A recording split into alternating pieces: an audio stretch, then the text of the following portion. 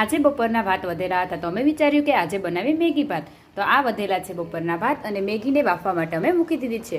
Maggi ભાત બનાવવા માટે અમે આ બધું કટિંગ કરી અને તૈયાર કરી લીધું છે. સૌપ્રથમ તો તેલ મૂકી દીધું છે. તેલ આવી ગયું છે. તેની અંદર થોડી હિંગ ઉમેરી દઈશું. ત્યારબાદ તેમાં કાપેલા મરચાં,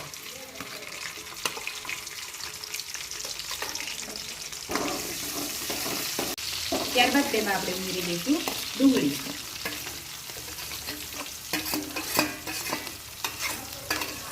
થોડી વાર ડુંગળીને સાતળી દઈશું. હવે આપણે ઉમેરશું ટમેટા.